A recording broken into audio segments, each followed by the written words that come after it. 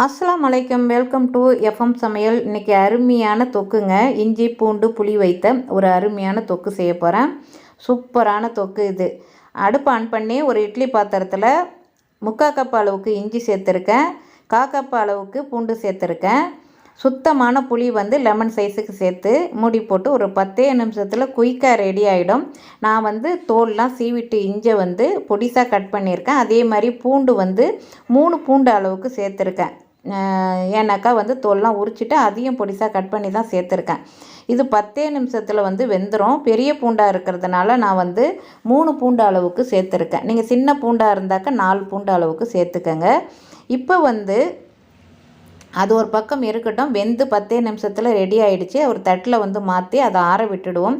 1 teaspoon கடுகு, 1 teaspoon மல்லி, 1/2 teaspoon வெந்தயம் நல்லா பொரிஞ்சு வருன்னு அடுப்பை சிம்மில் வச்சுருங்க. சிம்மில் வச்சுட்டு நான் இதை நல்லா வறுத்து எடுத்துக்கின்னு வறுத்து ஆற விட்டு மிக்சி ஜாரில் இதை பொடி பண்ணிக்கின்னு இது ஒரு பக்கம் இருக்கட்டும். அடுத்தது தாளிப்பு கொடுக்கறதுக்கு இதே கடாயில் அடுப்பை ஆன் பண்ணி ஒரு 1/4 கப் அளவுக்கு நல்லெண்ணெய் விட்டுருக்கேன். நீங்கள் எந்த அளவுக்கு நல்லெண்ணெய் உங்களுக்கு அதிகமாக வேணும்னாலும் 1/2 கப் அளவுக்கு விட்டுக்கோங்க.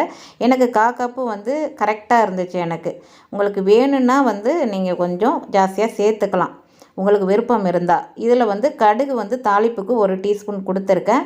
கருவேப்பிலை 3 கொத்து போட்டிருக்கேன். இதில் 2 பூண்டு அளவுக்கு நான் நல்லா உரலில் இடிச்சிட்டு சேர்த்துருக்கேன். உரலில் இடிச்சிட்டு சேர்க்கும் போது தான் அது நம்ம வதக்கி விடும் போது சூப்பராக இருக்கும். நம்ம பூண்டை உரலில் இடிச்சிட்டு போடுங்க. அது மாதிரி கருவேப்பிலையை 3 கொத்து அளவுக்கு போட்டு நல்லா மொறுமொறுப்பாக வரணும். அந்த பூண்டோட நிறம் கோல்டன் ப்ரௌன் கலருக்கு வரணும். அந்த தன்மையில் தான் நம்ம இஞ்சி பூண்டு அந்த புளியெலாம் அரைச்ச விழுதை பிறகு தான் சேர்க்கணும். ஃபஸ்ட்டே சேர்த்துடக்கூடாது, அந்த டேஸ்ட்டு மாறிடும்.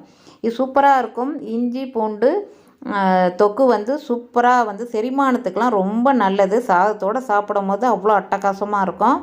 இதை நல்லா வதக்கி விட்டுடுவோம். வதக்கி விட்டு நல்லா நிறம் மாறினோன்னா தான் நம்ம அந்த விழுதை சேர்க்கணும். செய்து பாருங்கள். உங்களுக்கு அப்போ தான் அது டேஸ்ட்டு தெரியும். நீங்கள் ஜாஸ்தியாக செய்யணுன்னாலும் அதோட அளவு கூடுதலாக வச்சுக்கோங்க.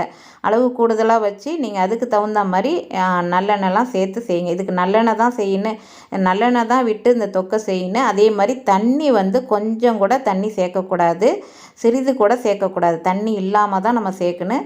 பெருங்காயத்தூள் ஒரு 1/4 டீஸ்பூனுக்கு அளவுக்கு சேர்த்துருக்கேன், தேவையான அளவு. இப்போ இது ஒரு அடுப்பில் வச்சு மாற்றிக்கிறேன். இப்போ இஞ்சி பூண்டு இதெல்லாம் ஆறிடுச்சு. புளியெலாம் இந்த விழுதை அரைச்சிட்டு வந்துடும். அரைச்சிட்டு நல்லா விழுதாக அரைச்சிக்கின்னு கொரப்பாக அரைக்காதீங்க. இந்த புளி இதெல்லாம் சேர்த்து அரைச்சிட்டு இப்போ இந்த கடாயில் நம்ம தாளிப்பு கொடுத்துருக்கோம் இல்லையா, இதில் இந்த ஸ்டேஜில் இந்த பூண்டோட நிறம் பாருங்கள், கருவேப்பிலை மொறுமொறுன்னு வந்துடுச்சு. இந்த ஸ்டேஜில் ஒரு காரத்தன்மையாக மிளகாய்த்தூள் 1 டீஸ்பூன் சேர்த்துருக்கேன். இது எனக்கு போதுமானதாக இருந்துச்சு. நீங்கள் அதிகமாக காரமாக இருக்குன்னு அப்படின்னாக்கா நீங்கள் 2 டீஸ்பூன் அளவுக்கு சேர்த்துக்கங்க மிளகாய்த்தூள், உங்களுக்கு வேணும்னா. நான் 1 டீஸ்பூன் எனக்கு கரெக்டாக இருந்துச்சு. இப்போ இந்த விழுதை இஞ்சி பூண்டு புளி விழுதை சேர்த்துப்போம்.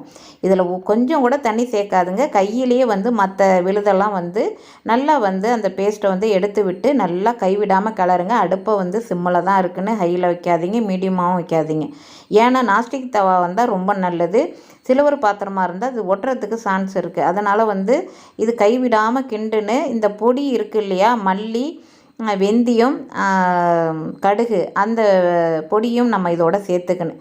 கிளறி விட்டுட்டு அதன் பிறகு அந்த பொடியை சேர்த்து கிளறி விடணும். கை விடாமல் கிளறுங்க. 1/4 டீஸ்பூன் அளவுக்கு உப்பு சேர்த்துருக்கேன். சேர்த்துட்டு இதுக்கு தேவையான அளவு உப்பு மட்டும் சேர்த்தா போதும், அதிகமாக சேர்த்துறாதீங்க. நல்லா கைவிடாமல் கிண்டிட்டு லாஸ்ட்டாக நம்ம 2 டீஸ்பூன் அளவுக்கு சர்க்கரை சேர்த்துருக்கேன். சூப்பராக இருக்கும். அருமையான தொக்கு சூப்பராக இருக்கும். செரிமானத்துக்கெலாம் அவ்வளோ நல்லது. இஞ்சி பூண்டில் அவ்வளோ நன்மைகள் கொட்டி கிடக்கு. நீங்கள் இந்த மாதிரி தொக்கா செய்து பசங்களுக்கு கொடுத்தாலும் சரி, நம்ம சாப்பிட்டாலும் சரி, அவ்வளோ நல்லது. இதே மாதிரி செய்து வைத்துக்கிட்டு ஒரு பாட்டிலில் ஸ்டோரேஜ் பண்ணி வச்சுக்கலாம். அதிகமாக செய்து நம்ம வைத்துக்கலாம். நான் கொஞ்சமாக தான் செய்தேன். நீங்கள் சூப்பராக இருந்துச்சு. அதை பாதி நாள்லேயே சரியாயிடுச்சு. 2 நாளில் எங்கள் வீட்டில் சூப்பராக இருந்துச்சு. இப்போ நல்லா இப்போ இந்த ஸ்டேஜில் நம்ம அடுப்பை ஆஃப் பண்ணுற நேரம் இதை நல்லா எண்ணெய் பிரிகிற அளவுக்கு வரணும். அந்த ஸ்டேஜில் அடுப்பை ஆஃப் பண்ணின்னு. அனைவரும் சப்ஸ்கிரைப் பண்ணாதவங்க சப்ஸ்கிரைப் பண்ணுங்கள், லைக் பண்ணுங்கள், ஷேர் பண்ணுங்கள். தேங்க்யூ ஃபார் வாட்சிங்.